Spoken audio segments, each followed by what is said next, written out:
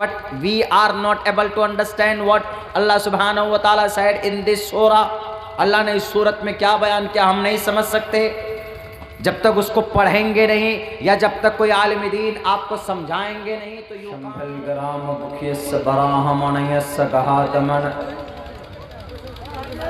भग्न विष्णु यशसा कल की प्रादुर्भविष्यति सुमत्यानिथा वैष्णवमं सोमवती उस्तरायस्य पर्वाहिजो वधूमन्तु दिविर्दश वर्षमहारथस देव इजेडति दिविष्माना उत्सुपुरुष।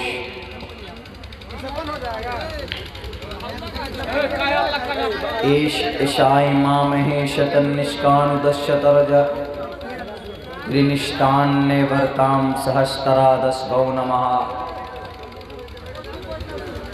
अहमद्दी पृष्टुति मेघामर्तस्य जगरं ब्रह्म सूर्यैवाजानि वैदाहं मे पुरुष महानिमादित्य वरुण तपस्य परस्तातयन्याय।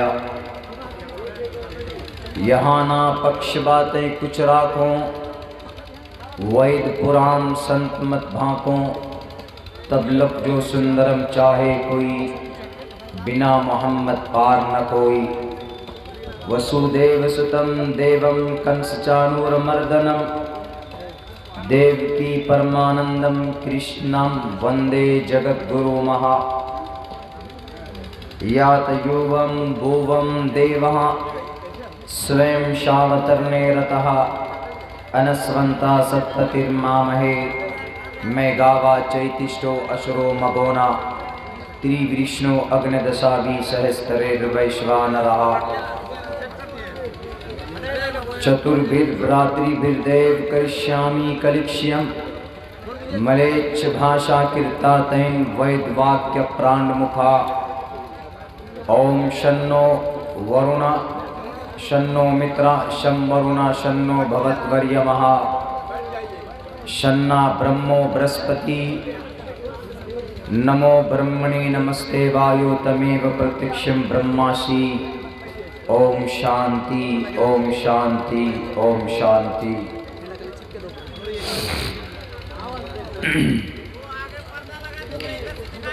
सदर मोहतरम मुअज़्ज़ज़ सामीन किराम, गयूर मुसलमानों, पर्दे में तशरीफ़ फरमा हमारी माँ और बहनों, साथियों, दस्तारबंदी के उन्वान का एक अज़ीमुश्शान इजलास आम के बैनर तले हम और आप दोनों जमा हुए।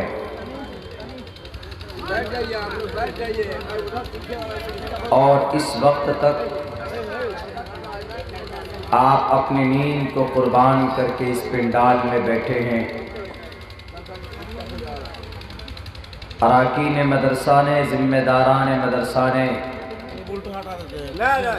आप लोगों को दावत दी है और आप इनके प्रोग्राम में आए हैं। शाम से लेकर अभी तक कुरान की शरीयत की बात हमने और आपने समाअत की है। अल्लाह तबारक व तआला से बैठकर ये दुआ भी करते रहें कि आपने जो बातें सुनी है, जो बातें सुनाई गई है कुरान और शरीयत के ताल्लुक़ से, अल्लाह तबारक व तआला आसानी के साथ अमल करने का हम सबको उस पर तौफीक अता फरमाए। मेरे भाइयों, उमूमन 1 बजे तक जलसा शबाब पर होता। 1 बजे के बाद नींद का गलबा, किसी कदर नींद का एहसास आदमी को होने लगता है, मगर आप अभी तक इस वक्त तक इस अंदाज में बैठे हैं कि ऐसा महसूस हो रहा है कि आप लोगों को आज सख्ती के साथ आपने शायद नींद को मना कर दिया। बहरकैफ अल्लाह आपकी इस कुर्बानी को बेइंतहा कबूल फरमाए और आपके और हम सब की इस मजलिस को कल क़यामत में हम सब के लिए निजात का ज़रिया भी बनाए। बात कहाँ से शुरू करूँ? बहुत सारे उन्वान और बहुत सारे मौजू हमारे दिलो दिमाग में है, लेकिन चूँकि दस्तार बंदी का प्रोग्राम आप लोगों के बीच में है तो मुनासिब समझता हूँ कि दस्तार बंदी इसकी फ़जीलत और क्यों दस्तार फ़जीलत बांधी जाती है सर पर, हमारे उलमाए किराम हमारे नौजवानों को तैयार करते हैं। मेरे भाइयों, पूरी दुनिया में ये सिर्फ़ एक निज़ाम मज़हब इस्लाम में है, इस्लाम के मानने वालों में है कि जब उनका धर्म शास्त्र, मुसलमानों का धर्म शास्त्र मज़हबी किताब कुरान करीम है, जब कोई बच्चा इसको ज़ुबानी याद कर लेता है तो उसकी फ़जीलत और उसकी हिम्मत अफजाई के लिए परंपरा रहा है कि उसकी दस्तार फ़जीलत की जाती है, उसको सम्मान और इज़्ज़त से नवाजा जाता है। वरना जो बच्चा कुरान करीम को सीने में महफूज कर ले, 3.5 लाख तकरीबन 3,22,000 अल्फाज को अपने सीनों में पेवस्त कर लेते, हम और आप उनको वो सम्मान नहीं दे सकते जो अल्लाह तबारक व ताला ने एक हाफिज़ कुरान के लिए जो मकाम और जो फ़जीलत अल्लाह ने मोहम्मद रसूलुल्लाह के ज़ुबानी बयान किया। सबसे पहली बात तो ये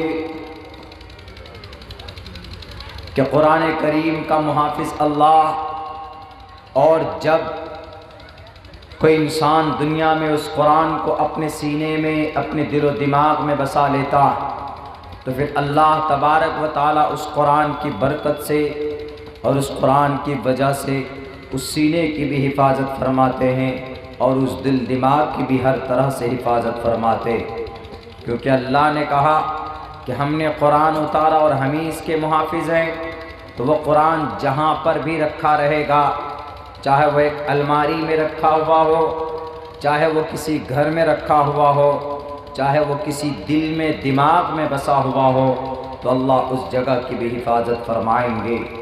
इसलिए कि कोई कीमती चीज़ अगर कहीं पर रखी जाती है तो उस कीमती चीज़ की निगरानी की जाती।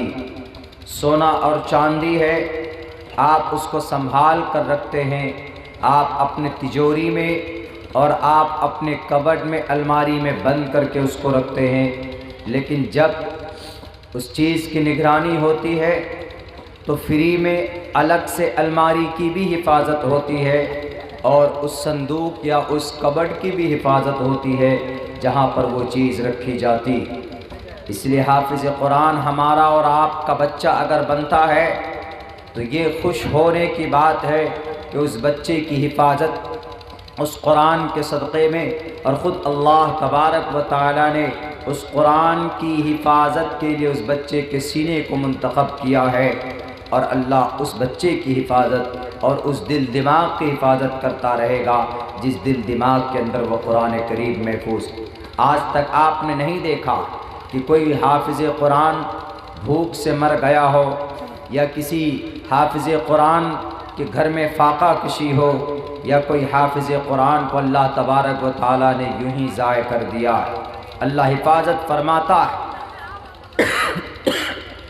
ये सिर्फ मज़हब इस्लाम में है, बाकी किसी और धर्म में वो अपने शास्त्रों को पूरे याद कर लें, अज़बर कर लें। पहली बात तो उनके धर्म शास्त्र कहीं पर भी इकट्ठा और एक शक्ल में नहीं। आप किसी भी किताब को ले लीजिए, हमारे भारत में सनातन धर्मी भाई, हिंदू भाई, उनके ग्रंथ को ले लीजिए, वाल्मीकि रामायण ले लीजिए, जो रत्नाकर वाल्मीकि ने जो लिखी है, रत्नाकर वाल्मीकि, उसके वाल्मीकि रामायण अलग है और वही रामचंद्र जी की ज़िंदगी के ऊपर जो तुलसीदास ने रामचरितमानस को लिखा है, वो रामचरितमानस अलग है। एक शख्सियत पर, एक मर्यादा पुरुषोत्तम पर किताब लिखी गई, 2 किताब लिखी गई उनकी जीवनी पर। एक किताब में कुछ और लिखा है और दूसरी किताब में कुछ और लिखा है। Therefore, we are not able to accept in both books because this book has different and lot of different between in both books. इन दोनों किताबों के बीच में ज़मीन व आसमान का फ़र्क है। The quite different between these books. इन दोनों बुक के बीच में ज़मीन व आसमान का फ़र्क है। We can't accept that book because that book they give us the messages, the different message, and one book says, one book has and said about his the last and Maryada Purushottam Shri Ramchandra ji. The Ratnakar Valmiki said about that Shri Ramchandra ji was a God. मर्यादा पुरुषोत्तम खुदा परमात्मा है। लेकिन वहीं पर रामचरितमानस के अंदर तुलसीदास ने ये कहा कि द रामचरित्र श्री रामचंद्र जी, मर्यादा पुरुषोत्तम Shri Ramchandra ji was not in a god but he is only the human beings on the earth. कि वो ज़मीन पर एक इंसान थे, एक मानव थे, वो गॉड नहीं थे। एक शख्सियत पर, एक ज़ात पर जो किताब लिखी गई, एक ने ये कहा कि वह गॉड है और दूसरी बुक ने ये कहा कि not a god but he is a human beings and Mankind on the earth. कि वह ज़मीन पर एक इंसान है, उनके माँ बाप भी है। उसने प्रूफ ये दिया, उसने प्रूफ ये जमा किया कि उसके माँ बाप भी हैं। बाप राजा दशरथ, माँ कौशल्या है, उसकी बीवी भी है सीता मैया, उसके 2 बेटे भी है और उसके खादिम भी है श्री हनुमान जी और श्री राम, श्री कृष्ण, श्री लक्ष्मण जी, उनके भाई। Therefore, we can't accept as a God।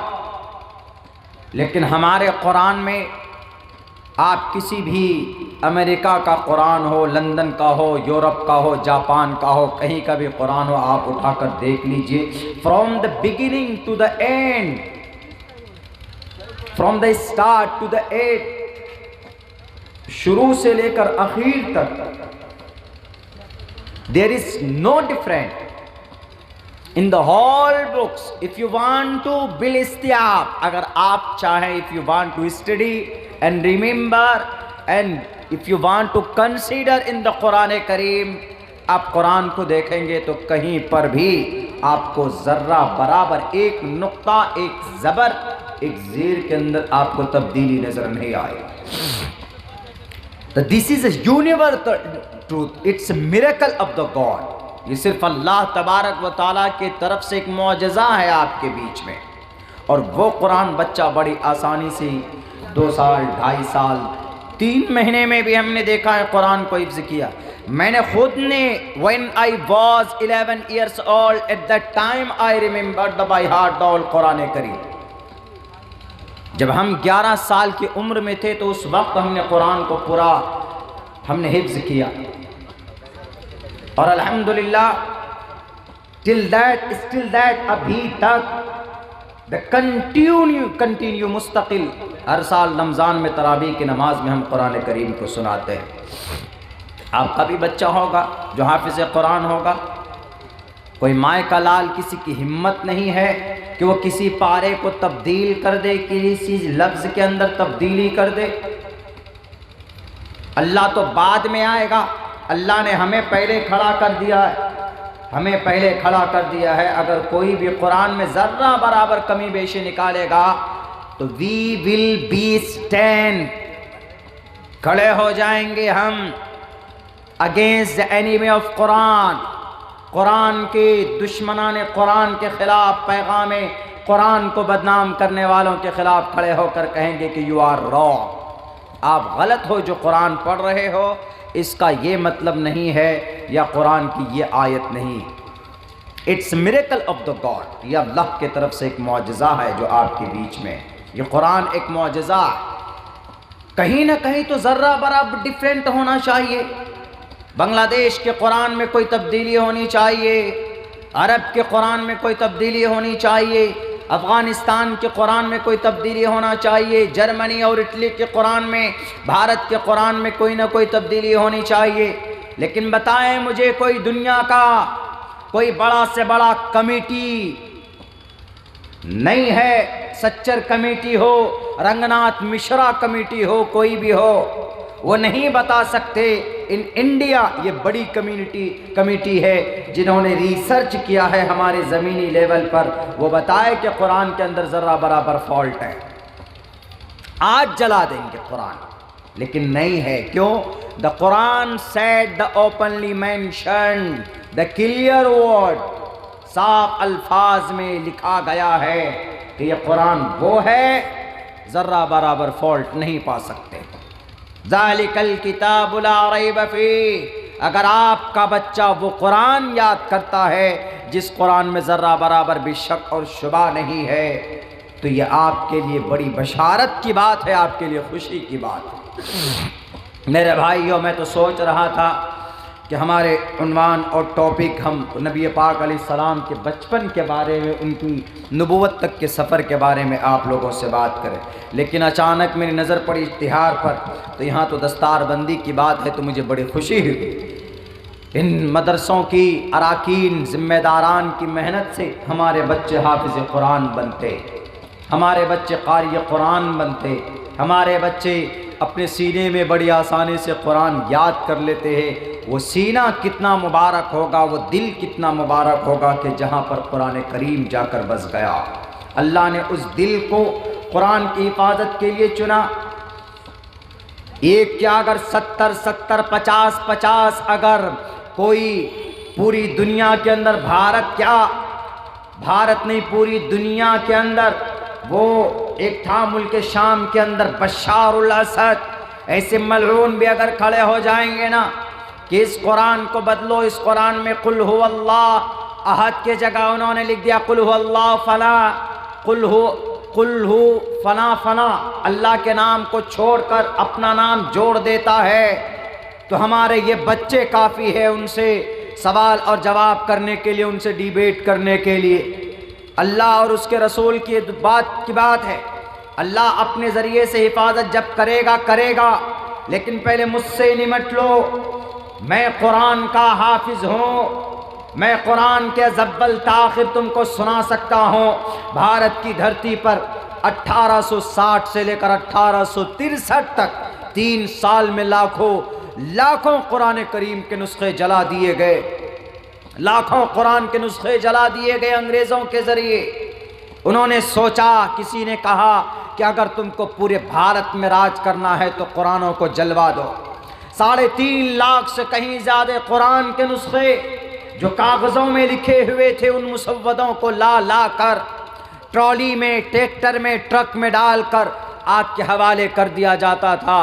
किसी मदरसा महादुल इस्लाम के कोई उस्ताद मिल गया होगा कारी कुरान, उसने कहा कि बेटे अंग्रेज, यू आर मैड, पागल हो तुम, पागल, ये कुरान के मुसव्वदों को जला तो लोगे, सीने में जो कुरान है कैसे जलाओगे? आग में डाल दोगे तब भी कुरान करीम पढ़ता रहूंगा, तुम हमें मारोगे, काटोगे, तब भी हमारे बच्चे गली गली, कोचे कोचे के अंदर हैं, इस कुरान को पढ़कर सुनाएंगे और पूरी दुनिया को बताएंगे। कुरान के तमाम नुस्खों को जला दोगे, मैं कल सुबह बैठ जाऊंगा, अपने बच्चे को कहूंगा कि पढ़ो बेटा अल्हम्दुलिल्लाह रब्बिल आलमीन अर्रहमानिर रहीम, शुरू से लेकर आखिर तक पढ़ेगा वो। अलिफ लाम मीम ज़ालिकल किताब, वो पढ़ेगा। सयक़ूलु सिफ़ातिल कर्रुसुल लन तनावल मुहसनात ला युहिब्बुल्लाह इज़ा समिअू वलौ अन्नना क़ाल मलअु वअलमू यातज़िरून वमा मिन दाब्बा वमा उबर्रिउ रुबमा सुब्हानल्लज़ी क़ाल अलम इक़्तरब लिन्नास क़द अफ़लहल मुमिनून वक़ालल्लज़ी अम्मन ख़लक़ उत्लु मा ऊही वमन यक़नुत वमा लिय फमन अज़लम इलैहि युरद्दु हामीम क़ाल फमा ख़त्बुकुम क़द समिअल्लाह तबारकल्लज़ी अम्मा यतसाअलून मिनल जिन्नति वन्नास। ये 300 पारों के नाम है जो मैंने शुरू के अंदर आपको 2-2 वर्ड 3 वर्ड पढ़कर सुनाया। हमारे जैसे पता नहीं लाखों हाफिज कुरान अल्हम्दुलिल्लाह, एक साल में तकरीबन 6 लाख हाफिज कुरान पैदा होते हमारे भारत में। इसीलिए तो कुछ लोगों के पेटों में दर्द हो रहा है। इन्वेस्टिगेशन शुरू कर दिया उत्तर प्रदेश में, इन मदरसों में ताले लगाओ, नहीं तो ये कुरान के मुहाफिज पैदा हो जाएंगे, और ये कुरान का मुहाफिज अगर पैदा होगा तो इनकलाब पैदा हो जाए, उनकी दुकानें बंद हो जाए। बहरकैफ इसी कुरान करीम के अंदर अल्लाह के नबी अलैहिस्सलातु वस्सलाम के बारे में एक बात कही गई, वलम्मा जाअहुम मा अरफू कफरू बि फलानतुल्लाहि अलल काफिरीन। इसी कुरान से हमें एनर्जी मिलती है और ताकत मिलती। अल्लाह के नबी अलैहिस्सलातु वस्सलाम ने सबसे पहले जब कुरान करीम को उसकी आयत पढ़कर सुनाना शुरू किया लोगों के सामने में, अल्लाह के नबी के ऊपर जब पहली वही आई, एक बात याद रखिए, नबी कोई भी अपनी तरफ से कोई बात नहीं कहता, ये बात दिलो दिमाग में बिठा लीजिएगा। ये हम नहीं कह रहे हैं, ये अब्दुल्ला सालिम नहीं, बल्कि अल्लाह का कुरान कहता है कि कोई भी नबी अपनी तरफ से एक बात भी नहीं कह सकता, बल्कि नबी के ऊपर वही की जाती है, वो वही आवाम तक पहुंचाने के लिए वो नबी मेहनत करता है, जुस्तजू करता है। अल्लाह के नबी अलैहिस्सलातु वस्सलाम को 40 साल की उम्र में नबूवत दी गई, और आप पर पहली वही आई, इक़रा बिस्मि रब्बिकल्लज़ी खलक़ खलक़ल इंसान मिन अलक़। कुरान करीम में 30वें पारे में सूरह अलक़ है, और सूरह अलक़ की पहली 4-5 आयतें नाजिल हुई शुरुआत के अंदर। 40 साल की उम्र मोहम्मद रसूलुल्लाह की बीत जाने के बाद वही आती है। अल्लाह के नबी घबरा जाते हैं, अल्लाह के नबी डर जाते हैं कि कहीं कुछ अनहोनी तो नहीं होने वाली, कहीं कुछ ख़राब तो नहीं होने वाला, हमारी ज़िंदगी तो ज़ाय नहीं हो जाएगी। आप अलैहिस्सलातु वस्सलाम ने एक ख्वाहिश ज़ाहिर की, अपने घर 15 साल की बीवी शरीक हयात खदीजतुल कुबरा से आकर के कहा कि खदीजा, मुझे ऐसा महसूस हो रहा है कि मैं ज़ाय हो जाऊंगा, ऐसा मेरे साथ हुआ, मुझ पर कुछ इस तरह के वाक़यात हुए आज गारे हिरा में, क्या करना चाहिए बताओ, मैं तो खौफ खा रहा हूँ। मेरे भाइयों, मेरे साथियों, बताया जाए उन लोगों को, खुसूसन सनातन धर्मी भाइयों को, कि हमारे सनातन धर्मी भाइयों, हमारे नबी पर जो वही आई है, जो वही नाजिल की गई है, इस वही का तज़किरा आप मानो या मानो आपके वैदात के अंदर ज़रूर मौजूद है। आपके वैदात में कहा गया, अहमे व सोयमिदम बदामी, मनुष्य देवगुण, मनुष्य देवगुण, मनुष्य है देवगुण है, यानी इंसान देवगुण, जानकार, देव जानना, गुण देव है, महान इंसान को बोला जाता है। यहाँ पर गुण मतलब गुणी आदमी, गुरु को गुणी कहा गया। मनुष्य देवगुण जिसका प्रचार करते हैं, अहमेव सोयमिदम बिदामी जुष्टम दवाभिरुत्मानो शबीयम कामैतत् मुगुर्नम कुर्नुमितम ब्रह्मानम। ब्रह्मा के तरफ से जो वही की जाती है, हम उसका मनन करते हैं, उसकी तबलीग करते, और सचमुच में ईश्वर के तरफ से जिस पर कृपा होती है ज़मीन पर, इस पृथ्वी पर, ईश्वर जिस पर कृपा करता है वो बड़ा भाग्यवान होता है, यानी बड़ा अक्लमंद होता है, किस्मत वाला होता, भाग्यवान। भाग मतलब किस्मत, वान मीन्स वाला, भाग्यवान होता है ईश्वर की तरफ से जिस पर वही की जाती है। ईश्वर अपना संदेश पहुंचाने के लिए आप ही में से किसी को, अगर हमारे बिहार का सीएम जी ये कह दें कि मौलाना आपको एमएलसी बनाएंगे, मौलाना आप राज्यसभा का मेंबर बनिएगा, तो आप भाग्यवान, क्योंकि सीएम साहब का लेटर आया आपके पास। और सीएम साहब ने भी, हम देख रहे थे एक रोज़ पहले, हमारा दोस्त सुना रहे थे, एक कोई टीवी चैनल पे आते हैं वो कॉमेडी करने के लिए, न मालूम क्या नाम उसका, शायद श्रीवास्तव नाम करके, राजू श्रीवास्तव, हाँ, उत्तर प्रदेश के। अभी कल जब हम निकले वहाँ से, मुजफ्फरपुर से 3-4 दिन का बाहर का टूर था, वहाँ से टूर मतलब प्रोग्राम, घूमने को नहीं समझ लीजिएगा, प्रोग्राम था। तो वहाँ से निकल रहे थे तो हमारा एक करीबी रिलेटिव हमारे पास, गाड़ी हम ड्राइव कर रहे थे, हमने कहा कि थोड़ी नींद आ रही है तो कुछ तकरीर नात नज़म लगाई। उन्होंने कहा कि आपको कॉमेडी सुनाते हैं। लगाया उसका, तो वो एक बात ये बोला कि हमारे भारत की स्वच्छता, स्वच्छ भारत के लिए मेरा नाम चुना 9 आदमियों का, पूरे भारत में 9 आदमियों में से 9वां नाम मेरा था। लेकिन जब नाम लिया गया, अनाउंसमेंट किया गया पर प्रधानमंत्री के जरिए, पहला नाम Sachin Tendulkar. Who is Sachin Tendulkar? Sachin Tendulkar means cricket का भगवान। दूसरा नाम मुकेश अंबानी, अनिल अंबानी, अदानी। बहुत से लोग बोलते हैं ना कि झूठ बोल रहे मौलाना, अदानी को सब कुछ नहीं दिया गया। हमने भी ये आपका लखनऊ का एयरपोर्ट, चले जाइए लखनऊ के एयरपोर्ट में, जब हम फ्लाइट में जा रहे थे इंटर करने के लिए, तो मेरी आदत है 150, 200, 300 रुपये एक्स्ट्रा लगता है विंडो सीट लेने के लिए। मैं अपना टिकट खुद बुक करता हूँ, ट्रेन का हो, फ्लाइट का हो, किसी का हो, मेरी आदत है, हम खुद ही से बुक करते हैं उसको अपने पास, अपने मोबाइल से। तो हम उसी वक्त में फ़्लाइट में कुछ खाने के लिए बुक कर लेते हैं, टिकट जब बनाते हैं, और जब बोर्डिंग पास वगैरह सब करते हैं तो हम विंडो साइड प्रीफर करते हैं। तो विंडो साइड की सीट हमने प्रीफर की। तो विंडो साइड की सीट पे जैसे बैठे तो खिड़की से हमको वो पूरा ऊपर में लिखा हुआ देखा, अदानी एयरपोर्ट।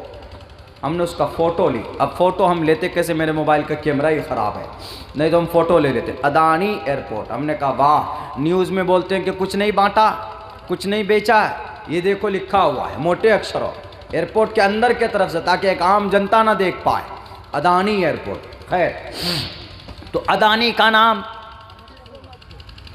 अंबानी साहब का नाम, टाटा साहब का नाम, स्टील फैक्ट्री वालों का नाम, कोयले के खदान वालों का नाम, सारे बड़े बड़े उद्योगपति का नाम। तो वो कह रहा था कि मेरा तो नाम हो ही नहीं सकता, इसलिए कि मैं अदना सा छोटा सा आदमी, कैसे मेरा नाम होगा।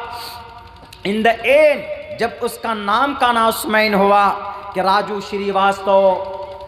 श्रीवास्तव इज फ्रॉम उत्तर प्रदेश इन बनारस, तो वो ऐसा लगा उस वक्त में उसको कि उसको यकीन ही नहीं हो रहा था कि मैं ही राजू श्रीवास्तव हूँ वो वाला। क्यों? मैं एक अदना सा इंसान, और भारत के प्राइम मिनिस्टर शक्तिशाली फेकू जी, जुमलेबाज आदमी हमारा नाम ले रहा है, उनको यकीन ही नहीं आ रहा था इस बात पर। तो बड़े किसी तरह यकीन किया, लेकिन फिर भी तशफ़ी नहीं हुई। कुछ दिन बाद जब मंत्रालय से उनके पास जब चिट्ठी पहुंची, लेटर पहुंची कि you have selected as a brand ambassador, brand ambassador उनको बनाया, ब्रांड बन गया, एम्बेसडर बन गए। किस लिए? स्वच्छ भारत अभियान के लिए आपको ब्रांड बनाया गया है। तो वो खुशी से फूले नहीं समा रहा था, खुशी से उसको वही नहीं हो रही थी। इसीलिए मैं कहा करता हूँ कि कहा गया भाग्यवान है वो इंसान जिसको ईश्वर चुन लेता है अपने काम के लिए। जैसे वो आदमी सिर्फ एक महदूद लेवल पर एक छोटे से विषय के लिए, काम के लिए चुना, तो वो लड्डू उसके मन में फूटने लगे। लेकिन जिसको ईश्वर चुन लेता है अपने काम के लिए, तो उसके बारे में इस मंत्र में कहा गया। हिंदू भाइयों, एतराज करने से पहले पढ़ना इस मंत्र को।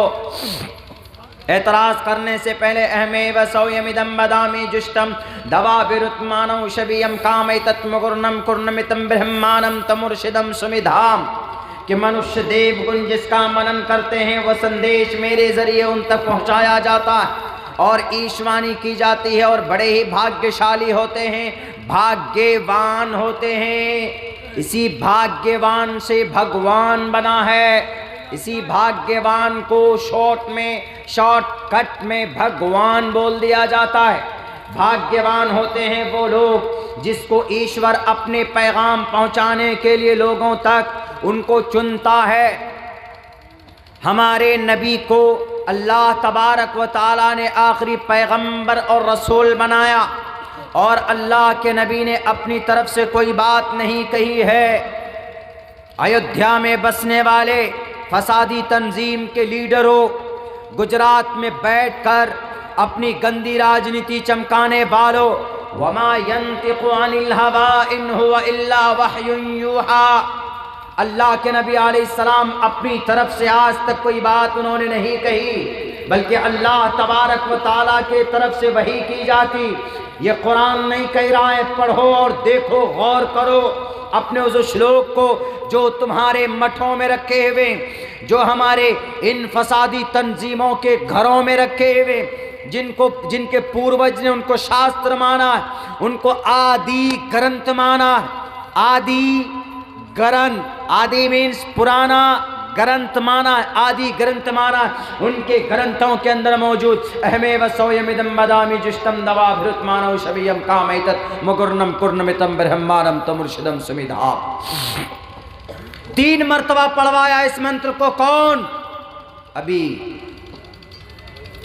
2 रोज पहले, कल को छोड़कर उससे पहले परसों की तारीख में, कहां पर? लखनऊ बाराबंकी के अंदर इस मंत्र को एक बहुत बड़ी पार्टी है, उस पार्टी के एक नेता ने बोला, मौलाना मैं इस मंत्र को और सुनना चाहता हूं। कहां आके बैठा? वो सामने यहां पे बैठा और आकर बोला कि मौलाना बहुत दिनों के बाद हमको वैद सुनने को मिला, हमको कुछ नहीं चाहिए, हमको वैद पढ़कर सुनाइए। हमने कहा कि कितना सुनना चाहेंगे आप? हम आपको पढ़कर सुनाएं। बोला जितना हो सकता है। अपने बॉडी गार्ड को अलग कर दिया, सामने कुर्सी लगाकर बैठ गया। दबंग गई। कौन?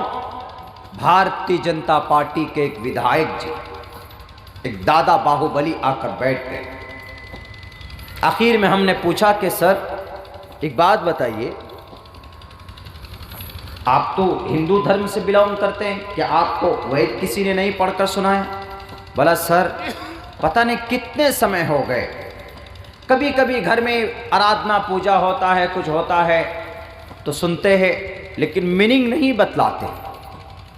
आप तो मीनिंग बताते हैं, हमारे मीनिंग नहीं बताते। आते हैं बस शुरू कर देते हैं, दुर्गा पूजा है और कोई मंत्र है और कोई उत्सव आ जाता है तो बस सिर्फ पढ़ते, बताते नहीं।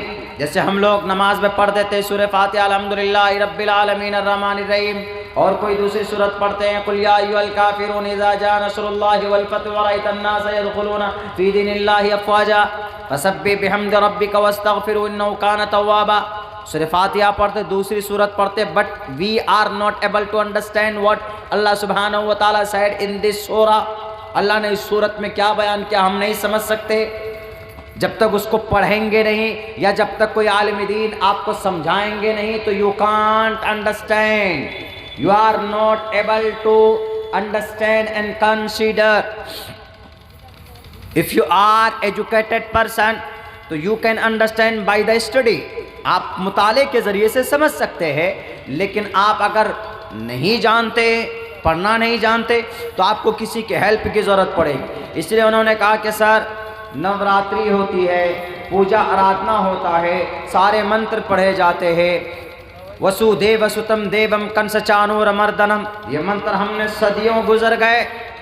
इस मंत्र का शायद कुछ जानता होगा, तब उसके दिल में शौक़ पैदा हुआ कि आप हमको पढ़िए, बताइए, समझाइए। उन्होंने कहा कि हमको सबसे पहले तो ये बता दीजिए कि आपके कुरान में जो श्लोक, कुरान में जो आयत है, वह हमारे वेदों के अंदर भी वही बात है कि नहीं। हमने कहा कि हमारे कुरान में बहुत सारी बातें वो है जो आपके वेदों के अंदर पाई जाती। वो बोला कि ये जलसा मुसलमान का है, मैं एक हिंदू हूँ और मैं एक विधायक हूँ इस वक्त का, बताइए मैं इस जलसे में क्यों आया हूँ। हम जानते हैं कि ये लोग हमको वोट नहीं डालते, लेकिन तब भी मैं आया हूँ, किस लिए आया हूँ? मानवता है, इंसानियत का रिश्ता। बता दीजिए इंसानियत का रिश्ता आपके कुरान में कहाँ है, आपके अहादीस में कहाँ है और हमारे ग्रंथ में कहाँ? मैं इसको जानना चाहता हूँ। मैंने 3 मंत्र और श्लोक पढ़कर उनको समझाए और हमने उनको बताया। हमने कहा कि कौन सी ग्रंथ है आपके घर में जो डेली पढ़ा जाता है? बोला हमारी माताएं और हमारे अब्बा पढ़ते हैं, हमारे माता पिता पढ़ते हैं श्रीमद् भगवत गीता। हमने कहा कि उठाइए, श्रीमद् भगवत गीता का बहुत मशहूर मंत्र है, हमने पढ़कर आपके गुरुजी को भी बताया था और आपको भी बताते। पढ़िए आप, साफ साफ लिखा हुआ है, अहिंसा सत्यम करोध हस्तयागा शांति रपैशुनम दया भूलेश्वलो लूप तबम हीरी चापला। बोला मतलब क्या? हमने कहा कि गुस्सा मत करो, झूठ मत बोलो, गुस्से को कंट्रोल में करो, किसी के ऊपर थूको मत, किसी के ऊपर कीचड़ मत उछालो। हमने कहा कि ये पढ़िए। हमने कहा कि और पढ़िए आप, और आगे जाइए सर, आपको मिलेगा। भशुंड काक का तर्जमा करते हुए वेद व्यास जी ने कही ये बात, यहाँ ना पक्ष बातें कुछ राखो, वैद पुराण संत मत भाको। वैद को, पुराण को, कुरान को, धर्मशास्त्र के ऊपर मैं बहस नहीं करूंगा। मैं ये कहूंगा कि इंसान का बेड़ा पार होगा, अंतिम जगत गुरु की पैरवी करने पर उनका बेड़ा पार होगा। यहाँ ना पक्ष बातें कुछ राखो, वैद पुराण संत मत भाको, तबलक जो सुंदरम चाहे कोई, बिना मोहम्मद पार न कोई। वो आखिर में क्या बोला? मुशायरा भी था वहाँ, नातिया हमदिया मनकबती मुशायरा भी था। उधर शौक़ होते लोगों को, लेकिन एक मुकर्रिर को रखते, तो मुझे तकरीर करने के लोगों ने रखा। वो बैठकर 1 घंटे तक तकरीर में तकरीबन 30 श्लोक ईश्वर के बारे में, 30 श्लोक और मंत्र सिर्फ वेदों से होना चाहिए, हमने उनको सुनाया। इन द एंड आखिर में ये हमारे हथेली को चूम करके गया, यहाँ पे बोसा दे करके गया। ए सच्चो बैठा हो, बोला कि मौलाना, ये मौलाना को कहाँ से उठा के लाए, कहाँ से उठा के लाए? इनको हमारे ईश्वर का वरदान है, हमारे ईश्वर के तरफ से वरदान है। जिस अंदाज में इन्होंने हमको सुनाया, हमारे हिंदू भाई पंडित भाई पढ़ते हैं, लेकिन वो समझाते या समझते नहीं।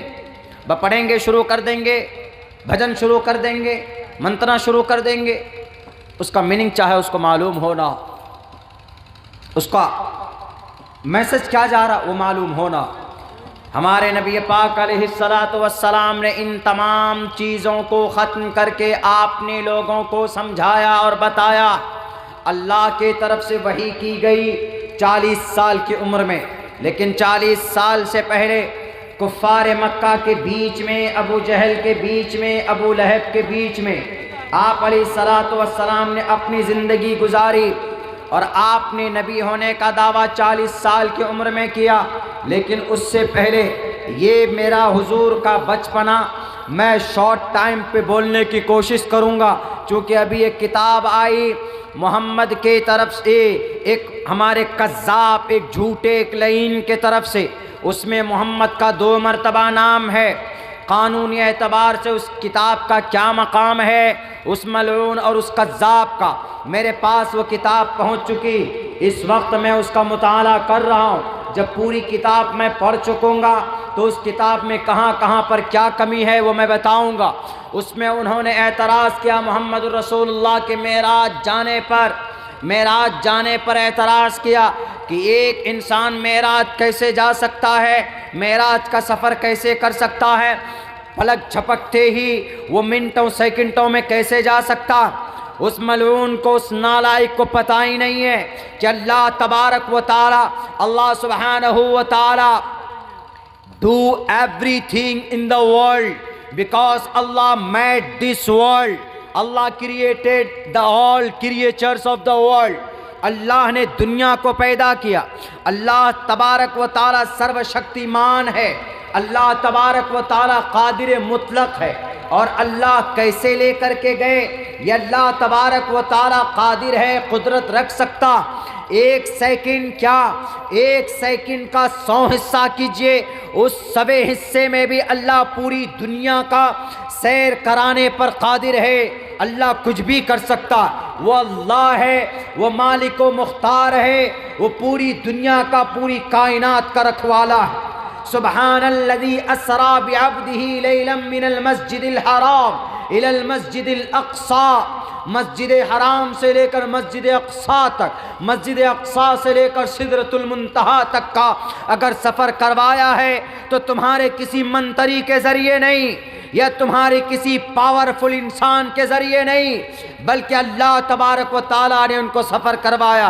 मेराज के सफ़र पर एतराज़, मेराज के सफ़र पर एतराज़। बताइए कि नबी को कैसे सातवां आसमान मेराज तक और मस्जिद बैतुल हराम से लेकर बैतुल मक़दिस तक यानी मक्कतुल मुकर्रमा से लेकर फ़लस्तीन तक कैसे सेकंडों के अंदर वो सफ़र कर दिया। मैं तो कहता हूँ कि पूछो अपने उन गुरुओं से जिनके मठों में बैठकर तुम दर्स लेते हो, तुम्हारे दिमाग में भूसा भरा जाता है। उनकी किताब में ये बात कही गई, अश्वमा शुग मारूहा, तेज रफ्तार बिजलियों से भी कहीं ज्यादा रफ्तार उनकी सवारी की होगी।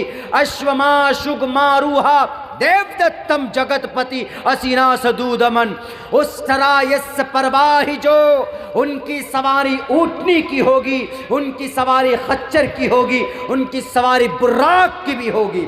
अश्वमा शुगमारूहा, पूछो ना अपने अपने उन लाल बुजक्कर खुदाओं से जिनके हाथ पर तुमने ईमान लाया, जिनके हथेली पर तुमने उनको वसीयत की है, मैं मर जाऊंगा तो मेरी लाश को तुम अग्नि देना। मैं इसलिए ज़्यादा तज़किरा कर रहा हूँ उसके बारे में। हम उनका कला कमा तो नहीं कर सकते, हम उसका सर तन से जुदा तो नहीं कर सकते, इंडियन कॉन्स्टिट्यूशन हमें परमिशन नहीं देती, लेकिन उनके गलत अकीदों का निवारण कर सकते हैं, हम बोल सकते हैं, उन्हें बता सकते। इसलिए मैं कहूँगा डासना में बैठे हुए हमारे मठ के हमारे साधु संतों से, अगर मोहम्मद गए हैं मेराज पर तो उनकी सवारी का तज़किरा आपके ग्रंथ में मौजूद है। उठाओ देखो, सुब्हानल्लज़ी असरा बिअब्दिही लैलन मिनल मस्जिदिल हराम इलल मस्जिदिल अक़्सल्लज़ी बारकना हौलहू लिनुरियहू मिन आयातिना। हम अपनी निशानियां दिखाना चाहते, कौन कहता? परमात्मा कहता, और कुरान में ही नहीं कहता। मठ में बैठे हुए नरसिंहानंद जी अपने इस बेवकूफ़ और अपने इस पागल और अपने इस राक्षस अपने इस शिष्य को समझाइए और कहिए कि अगर सफ़र मेराज पर गए तो उनकी सवारी का तज़किरा हमारे ग्रंथ में मौजूद है। बेवकूफ़, और लिखा अश्वमा शुगमारूहा, नजरों से भी ज्यादा उनकी रफ्तार होगी उनकी सवारी की। अश्वमा शुगमारूहा देवदत्तम जगतपति, कौन लेकर आए थे उसको देवदत्तम, देव के जरिए से उन्हें दिया गया था, यानी अल्लाह के तरफ से हजरत जिब्राइल आए मोहम्मद रसूलुल्लाह के पास और आप अलैहिस्सलातु वस्सलाम को कहा कि मोहम्मद चलिए आज सफ़र है आपका। देवदत्तम जगतपति, कुरान से तज़किरा नहीं, कुरान से हवाला नहीं दे रहा हूँ, बल्कि तुम्हारे उन खुदाओं की किताबों से हवाला दे रहा हूँ जो आज बड़े शद्दमत के साथ बदनाम करने लगे हैं नबी की पवित्र ज़िंदगी को। सबसे पहला एतराज़ उनका इसी पर सफ़र मेराज पर है, उस किताब में। और उस किताब में पता कितने 19 चैप्टर हैं। 19 चैप्टर में से 2-3 चैप्टर अपनी तारीफ़ में लिखा है वो बंदा, वो मलून, वो मकजूब, वो कज़्ज़ाब। अपनी तारीफ़ में क्या लिखता है? I went to Saudi Arab when I used to work in Saudi Arab।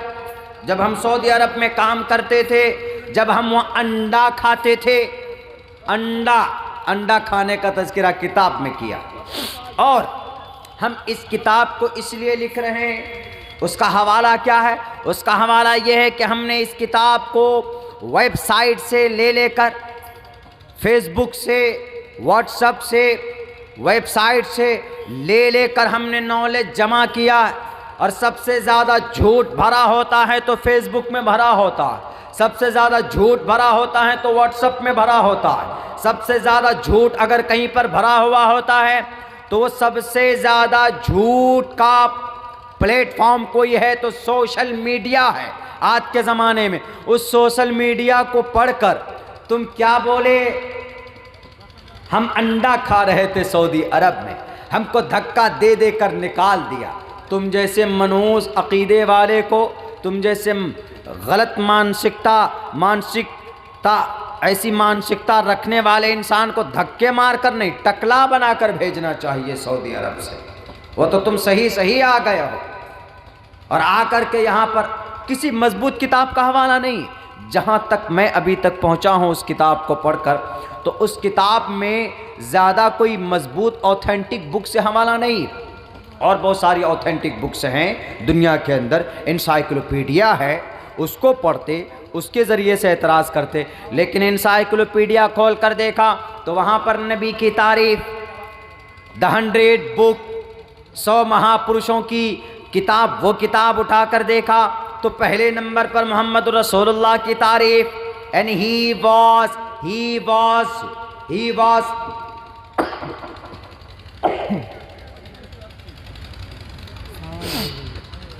भाई बस आप लोग बैठे हैं तो मैं तकरीर कर रहा हूँ। ये टाइम तो तकरीर का नहीं होता, इसमें कभी कभी पता भी नहीं चलता कि मुकर्रिर क्या बोल रहा, वो ख़ुद नींद में होता। नींद एक ऐसी चीज़ है, एक्सीडेंट होता है ना रात में भोर के टाइम में, वो नींद की ही वजह से होता, और नींद पर किसी का कब्ज़ा ज़्यादा देर तक नहीं रह सकता।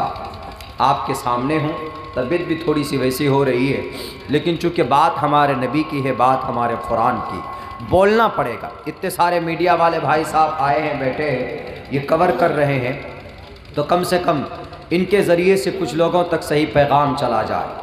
तो 19 चैप्टर में अपनी किताब जो उसने लिखी, क्या उस किताब का नाम रखा? मोहम्मद अलैहिस्सलाम, अल्लाह के पैगंबर मोहम्मद, और अल्लाह से लेकर मोहम्मद तक इस तरह के अल्फाज हैं, यानी 2 मरतबा मोहम्मद का नाम लिया। उसके अंदर 19 चैप्टर कायम किए।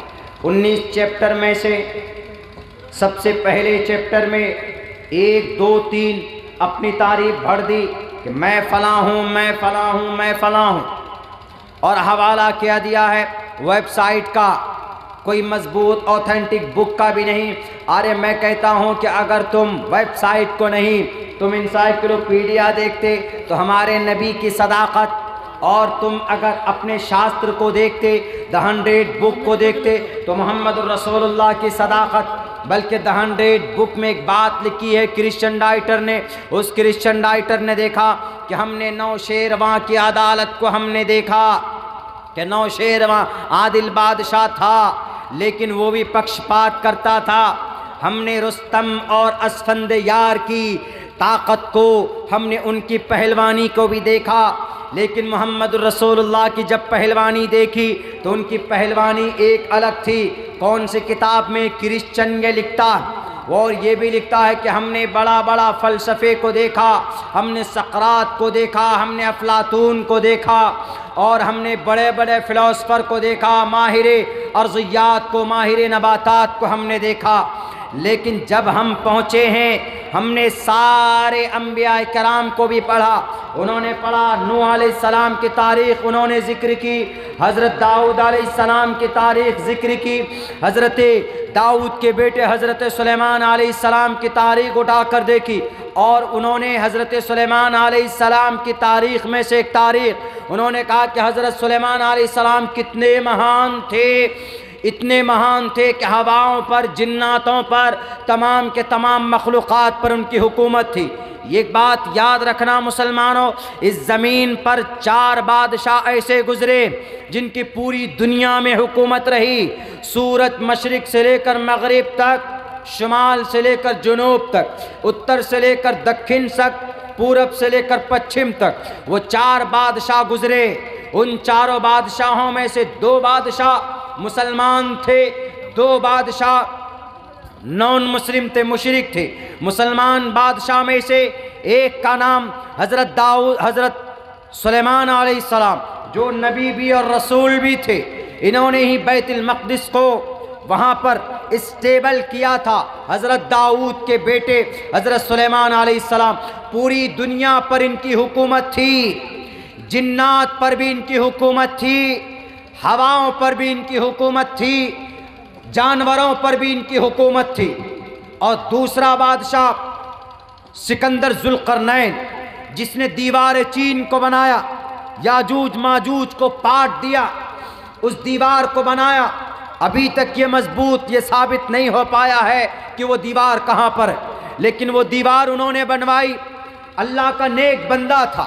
कुरान करीम में असहाबे कहफ के वाक़ये में, सूरे कहफ में इनका तज़किरा मौजूद है। 16वें पारे के अंदर यसअलूनका अन ज़िल-क़रनैन, यहूदियों ने 3 सवालात किए नबी पाक अलैहिस्सलातु वस्सलाम से कि रूह क्या है, असहाबे कहफ कौन है, सिकंदर ज़ुल्क़रनैन कौन।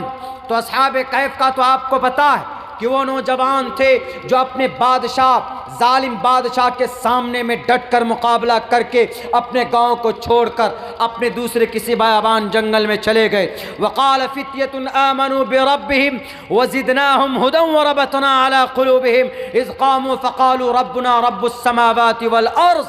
वो लेकर निकल कर 6-7 लोग थे वो नौजवान। उनका वाक़या नबी पाक अलैहिस्सलाम से पूछा गया था यहूदियों के ज़रिए से कि पूछिए ये नबी है तो ये बताएगा कि असहाबे कहफ कौन थे। लेकिन अल्लाह तबारक व तआला ने वही के ज़रिए से जो 3 सवाल किए थे, एक असहाबे कहफ का, एक रूह के बारे में कि व्हाट इज़ रूह, what is the definition of रूह, रूह क्या है। यसअलूनका अनिर रूह, अल्लाह ने वही के ज़रिए बताया, कह दो कि रूह मेरा ऑर्डर है, मेरा हुक्म है। रूह आज तक कोई रूह को छू नहीं पाया, कोई पकड़ नहीं पाया, कोई पहचान नहीं पाया। और तीसरा सवाल था ज़ुल्क़रनैन के बारे में कि बताओ मोहम्मद, अगर मोहम्मद नबी है तो पूछो मोहम्मद से कि ज़ुल्क़रनैन कौन। ज़ुल्क़रनैन एक ईमानदार बादशाह था, मुस्लिम बादशाह था, पूरी दुनिया में हुकूमत थी। तो 4 बादशाह, एक हज़रत दाऊद और दूसरा सिकंदर ज़ुल्क़रनैन, ये 2 बादशाह मुस्लिम, पूरी दुनिया में हुकूमत। और 2 बादशाह और बुख्त नसर बाद में पूरी दुनिया में हुकूमत थी, काफिर था, मुशरिक था। और उनसे पहले नमरूद, पूरी दुनिया में नमरूद की हुकूमत थी। ये 4 बादशाह जिनकी पूरी दुनिया में अभी तक हुकूमत रही, यानी पूरी दुनिया में, पूरे इस वर्ल्ड में 233 और 200 से अधिक मुल्क है पूरी दुनिया में। इस पूरी पृथ्वी पर जिनकी हुकूमत थी, इस पूरे बल्कि अर्थलोक में, इस ज़मीन पर जिनकी हुकूमत थी पूरी ज़मीन पर, वो 4 बंदा, 2 मुसलमान और 2 नॉन मुस्लिम, 2 गैर मुस्लिम बादशाह, एक बुख्त नसर और एक नमरूद। ये गैर मुस्लिम है। नमरूद का ज़माना कब है आप जानते, मेरे भाइयों, मेरे साथियों।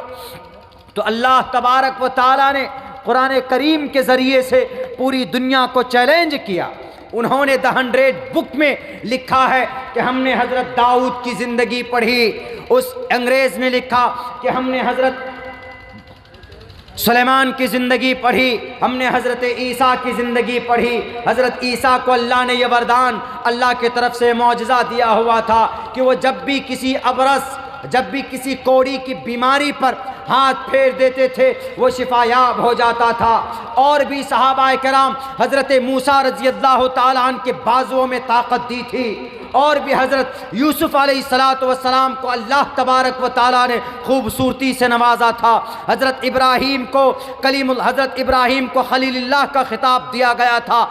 सबकी किताबें पढ़ी, सबके औसाफ उन्होंने पढ़े, लेकिन आखिर के अंदर उन्होंने ये कहा मजबूर होकर, आखिर में ये कहा कि मोहम्मदुर रसूलुल्लाह से बढ़कर इस कायनात में कोई इंसान महान नहीं है। कौन कहता है? नरसिंहानंद जी। ये समझाओ इस रिजवी को, इससे ज़्यादा अकल रखने वाला वो क्रिश्चियन राइटर, वो कसम खाकर कहता है कि मैं आज तक तो अफलातून से मानूस था, मैं आज तक तो अल-बैरूनी से मानूस था, मैं आज तक तो इमाम गज़्ज़ाली की तारीख से मानूस था, मैं आज तक तो नौशेरवां के अदालत से मानूस था।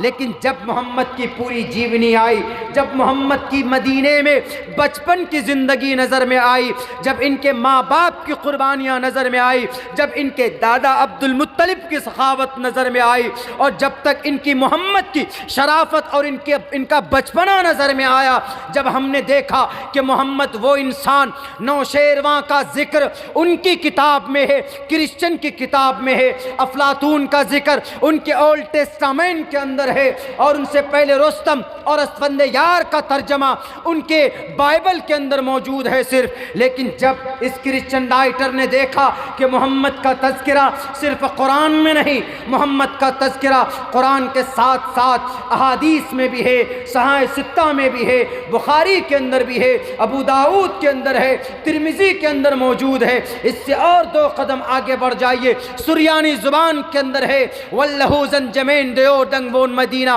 वल्लहूज़न जमेन देओदंग वोन प्रॉफिट मोहम्मद सल्लल्लाहु अलैहि वसल्लम, बाइबल के अंदर है, फारकुलीत के अंदर है, बारबैल के अंदर फारकुलीत कहा गया।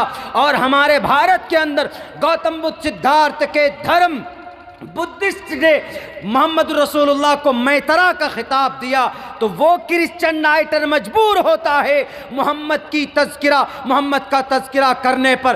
क्या रे ये वो इंसान है जिनका तज़किरा वेदात में है, ये वो इंसान है जिनके बाप का तज़किरा महाभविष्य पुराण के अंदर है, महाभविष्य पुराण के अंदर है, अंतिम महर्षि का तज़किरा कल की पुराण के अंदर है, भागवत पुराण के अंदर है, और उनकी पैदाइश का जगह का नाम भी बताया गया, अंशंबल गराम गुख्य सबराहमणय सगहातमना भवने विष्णु यशसा कल की प्रादुर्भविष्यति। और उन्होंने 100 आदमियों में से चुनकर मोहम्मद का नाम सबसे पहले नंबर पर डाल दिया और कहा कि मोहम्मद हकदार है, सबसे पहले नंबर पर इनका नाम आना चाहिए। क्यों? क्योंकि मोहम्मद का तज़किरा तकरीबन 20 बड़े धर्म ग्रंथों के अंदर हमने पाया। मेरे भाइयों, जब तक इनका तज़किरा नहीं करेंगे तो ये कैसे समझेंगे? ये तो ये समझते हैं कि बस हमने जो किताब लिख दी वो किताब पढ़कर लोग हमको कबूल करेंगे। पता उस किताब की कीमत कितनी रखी उन्होंने? उस किताब की कीमत उन्होंने 500 रुपये रखी, 500 रुपये। और उन्होंने क्या कहा? हम इस किताब को इसलिए लिखे हैं, हम इस किताब को किसी की भावनाओं से खेलना नहीं चाहते। मैं खुद उस पर केस करूँगा, मैं उस पर केस बुक करूँगा। भारत के संविधान आर्टिकल नंबर 93 के तहत केस बुक होता है उसके ऊपर, और ये केस बुक करूँगा। मैं पहले पढ़ तो लूँ, पूरी किताब पढ़ लूँ। अम्मा आयशा से निकाह 9 साल की उम्र में भी तो उस पर टिप्पणी 11 शादी की, उसका तो एक्सप्लेन हमने किया है कि क्यों 11 शादी की। लेकिन अम्मा आयशा से निकाह किए तो उस पर टिप्पणी कि एक 9 साल की बच्ची से आपने निकाह फरमाया। 54 साल के आदमी ने 9 साल की एक बच्ची से कैसे निकाह कर सकता है? अभी हम तेलंगाना एक प्रोग्राम में गए, तेलंगाना तो उस प्रोग्राम के जो मैनेजर कन्वीनर थे उसका बेटा आया मेरे पास, लहीम शहीम, हट्टा गट्टा, मोटा तगड़ा, ताज़े बॉडी का मालिक था वो जैसे आया हमारे पास तो सलाम किया। वो बोला कि sir I want to take a selfie, I want take a selfie, हम एक सेल्फी लेना चाहते हैं। सेल्फी का ज़माना चल गया, मोबाइल यूज़ कर रहे, पेगासस जासूस आ गया आपके भारत में, पेगासस। इसके ऊपर भी मैं एक्सप्लेन करूँगा, पेगासस जासूस के ऊपर इस पूरी हिस्ट्री को बताऊँगा आपको। पेगासस इसराइल, उन्होंने एक सॉफ्टवेयर बनाया, और वो ऐसा सॉफ्टवेयर है, आपका ये मोबाइल है, आप मोबाइल को बंद करके, आप अपने मोबाइल को स्विच ऑफ करके अगर अपने घर पे रख दिए, लेकिन वो पेगासस ऐसा सॉफ्टवेयर है कि आप नहा रहे हैं, आप बाथरूम में गए हैं, आप ब्रश कर रहे हैं, आप बिल्कुल कभी गुस्ल खाने में जाकर कपड़े उतार कर भी बहुत से लोग नहाते हैं। बहुत से लोगों को ऐसी आदत है, सेपरेट है तो नहाते हैं।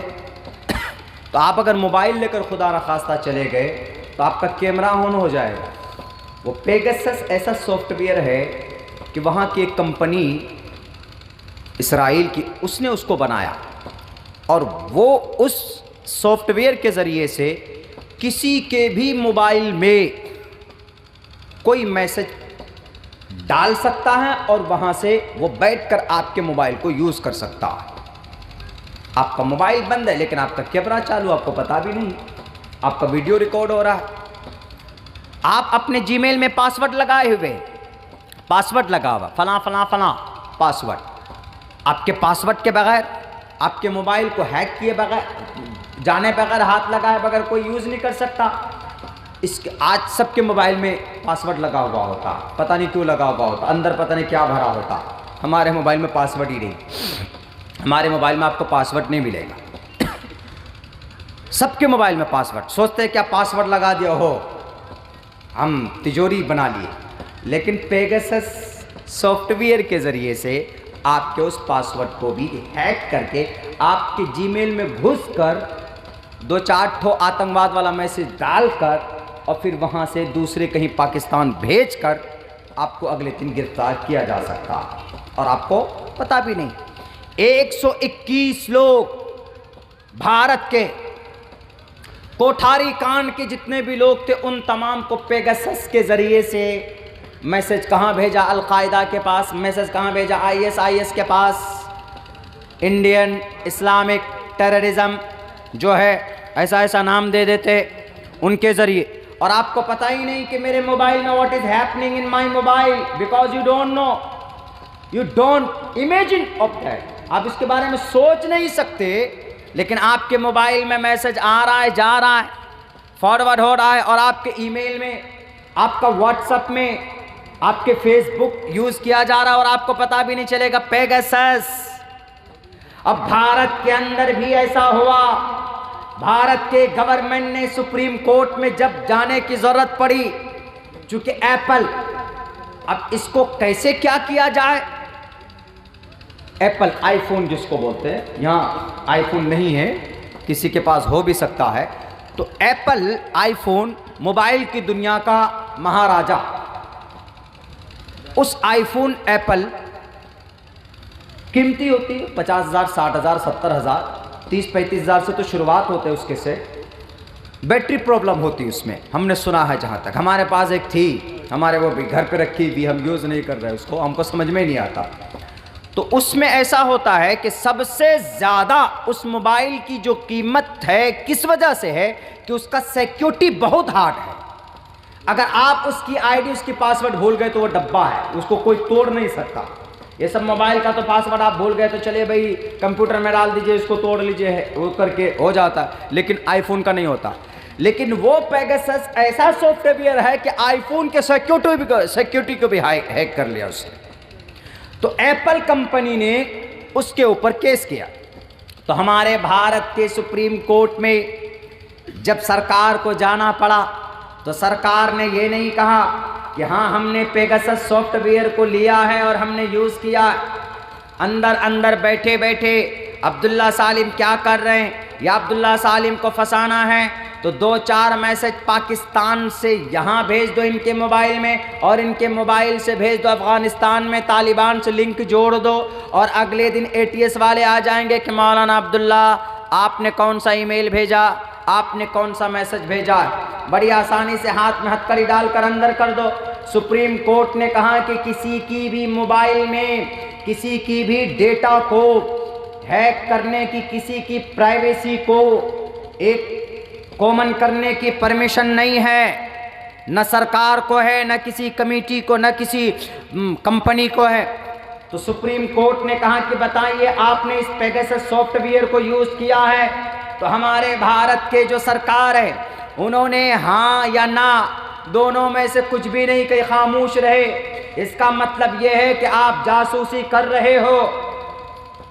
उन्होंने पेगासस को लाया, खरीदा, और इसराइल वालों ने, अब एप्पल वाले उनसे ज़्यादा हायर सिक्योरिटी को बनाने की कोशिश कर रहे हैं। लेकिन मेरे नौजवानों, मोबाइल इस्तेमाल करते हैं, कभी पे भी आप रडार में आ सकते हैं, किसी भी वेबसाइट में जाने की ज़रूरत नहीं।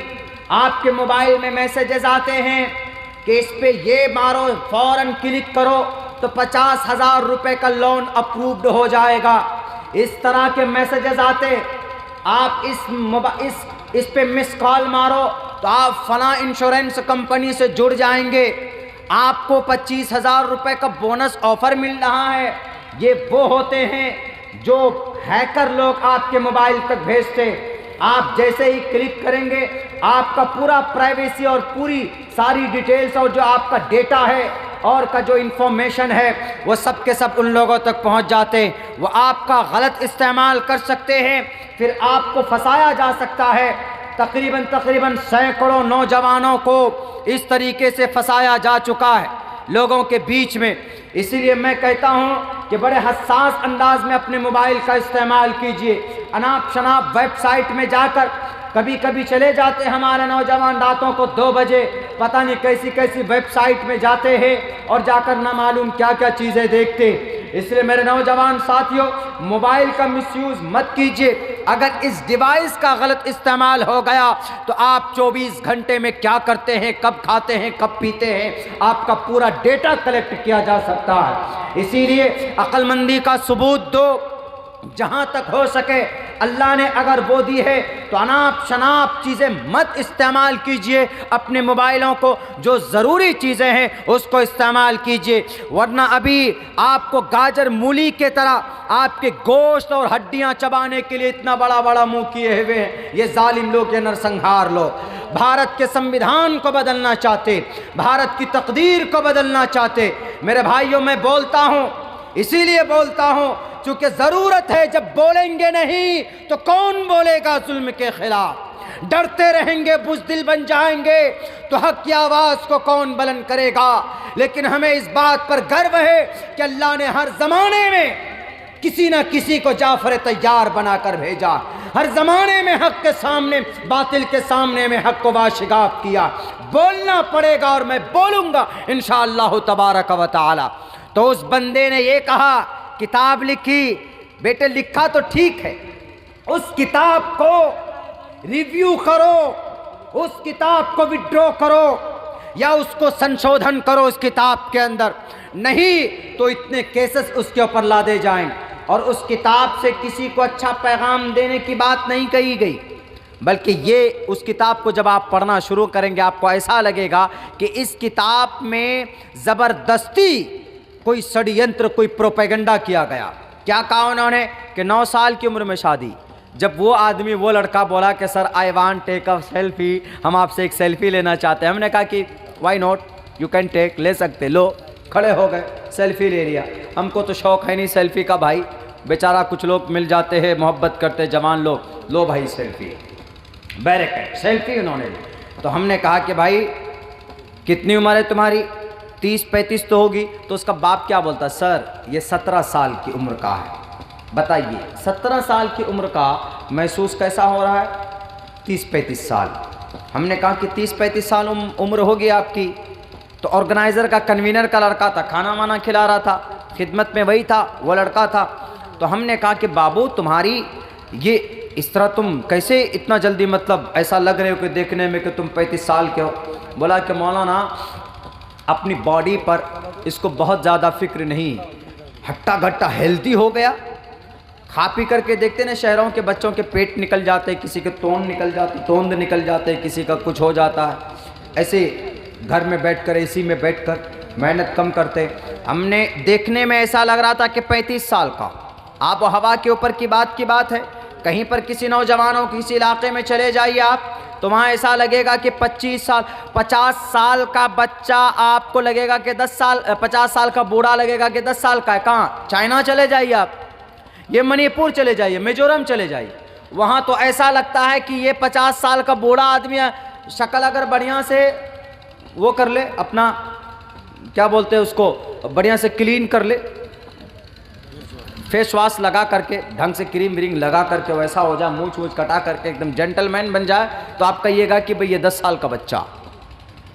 हमारा एक साथी था मणिपुर का, 45 साल उम्र थी उसकी, वो पढ़ने के लिए आया। और जब पढ़ने के लिए आया, हिफ्ज़ शुरू किया उसने कुरान करीम का। तो हिफ्ज़ कितने साल की उम्र में मोस्टली बच्चे लोग पढ़ते? उमूमन वही जिस बच्चे की उम्र 8 साल, 6 साल, 10 साल होती। हमने कहा कि बाबू तुम्हारी उम्र तो इतनी होगी यार। दोस्त उसका नाम अब्दुर्रहमान था। हमने कहा कि अब्दुर्रहमान, हिंदी कम जानता था, अब्दुर्रहमान तुम्हारी उम्र तो होगी 10 से 12 साल। बोला आई एम 45 ईयर्स ओल्ड, हम 45 साल का हूँ। हमने कहा कि पागल कुत्ता कटा भी पढ़ रहे हैं, आपसे पहले कहाँ थे? बोला अब से वाले आई वॉज अ सर्वेंट, मैं एक नौकरी करता था, हम नौकरी करते थे एक जगह पे, हम मदरसा को देखा, उस मदरसे में बच्चा पढ़ने जाता था, हमको शौक़ पैदा हुआ, हम नौकरी छोड़कर आ गया हूँ। मणिपुरी लोग उर्दू कम बोलना चाहते, हिंदी कम बोलना चाहते, मिजोरम के साइड में चले जाएं, मणिपुर के साइड में। तो तकरीबन 3 साल रहा वो, उसको ऐसा लगता था देखने में तो इसकी उम्र 12-13 साल। क्यों?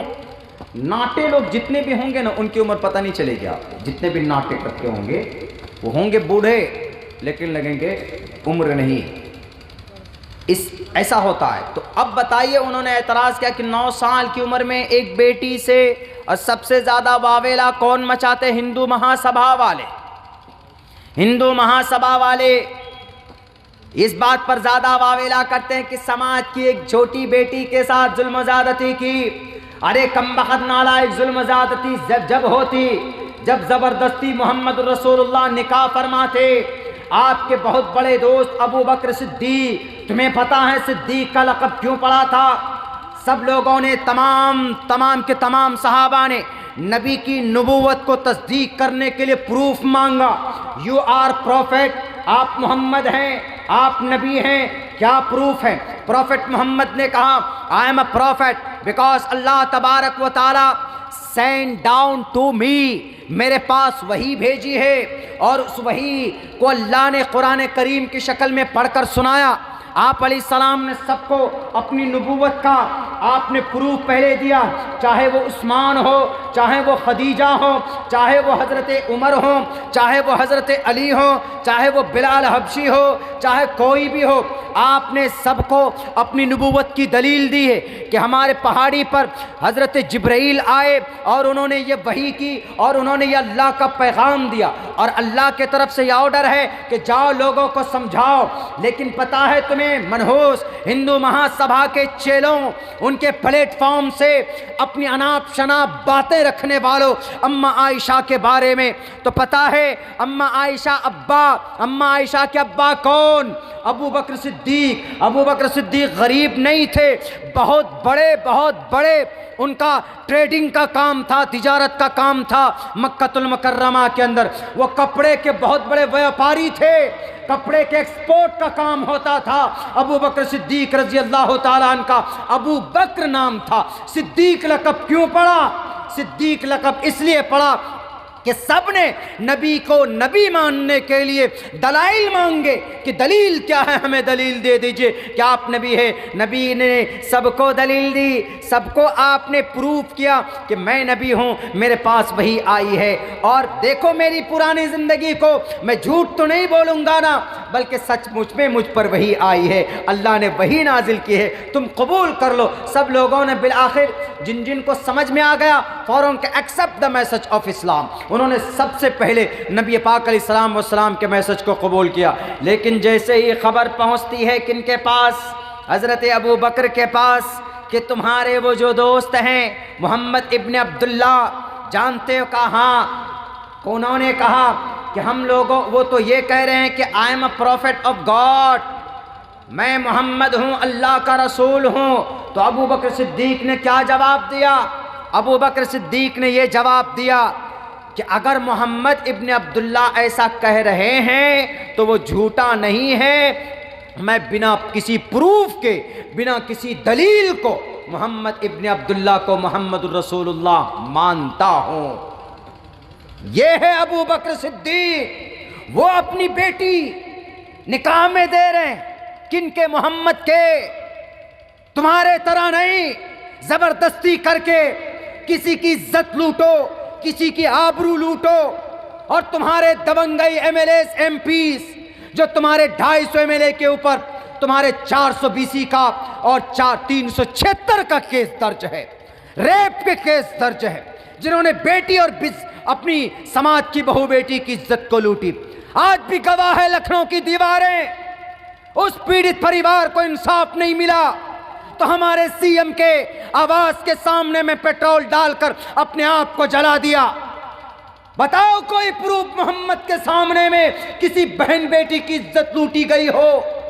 अरे मोहम्मद तो आए थे मिसाल कायम करने के लिए, आज तुम्हारे मुंह में जुबान हो गई बोलने के लिए कि अम्मा आयशा छोटी बच्ची, अरे अम्मा आयशा क्या बागार्जन। और अम्मा आयशा तो खुद गर्व कर रही थी कि मैं मोहम्मद इब्न अब्दुल्लाह की, मोहम्मद रसूलुल्लाह की वाइफ बनने जा रही हूँ, मैं मोहम्मद रसूलुल्लाह की बीवी बनने जा रही हूँ। और हज़रत अबू बकर सिद्दीक ने, पूरी दुनिया ने मुखालफत की, हर मौके पर अड़ने वाले कौन? अबू बकर सिद्दीक। अल्लाह के नबी अलैहिस्सलाम एक रोज सजदे में थे काबतुल्लाह में, एक उक़बा इब्न मुईत, अबी मुईत ने ओजड़ी डालकर उनके सर पर डाल देता है। एक मौके पर तो गले में कपड़ा डालकर ऐसे घुमाकर घसीटते हैं। हज़रत अबू बकर सिद्दीक फौरन तशरीफ़ लाते हैं और कहते हैं कि तुम अतक़्तुलून रजुलन अन यक़ूल रब्बी अल्लाह, तुम उस आदमी को कत्ल करना चाहते हो जो ये कहता है कि मेरा रब अल्लाह है। हमेशा नबी की मदद करने, हर मोड़ पर खड़े रहने के लिए कौन? अबू बकर सिद्दीक। उनकी बेटी आयशा गारे सौर में जब गए थे, 3 दिन तक का क़याम हुआ था, आप अलैहिस्सलाम को सोना था, आराम करना था।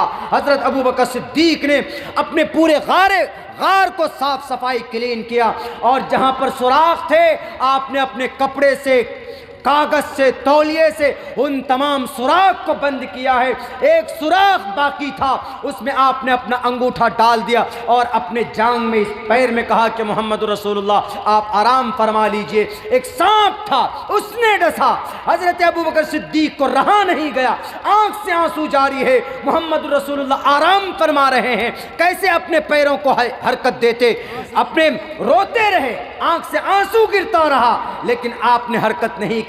अल्लाह के नबी के गाल पर जब आंसू गिरता है तो आंख खुलती है कि अबू बकर सिद्दीक क्या हुआ? उन्होंने कहा कि अल्लाह के रसूल किसी जहरीले जानवर ने काट लिया है। आप अलैहिस्सलातु वस्सलाम ने इलाज किया वहां पर गारे सौर में, मदीनतुल मुनव्वरा की गलियों में, मक्का के चौराहे पर अल्लाह ने कुरान में नाम नाजिल कर दिया, ला तहज़न इन्नल्लाह माना, ए अबू बकर गम ना करो, अल्लाह हमारे साथ है। माना सेकुलर, सिंगुलर नहीं है, प्लूरल है, प्लूरल।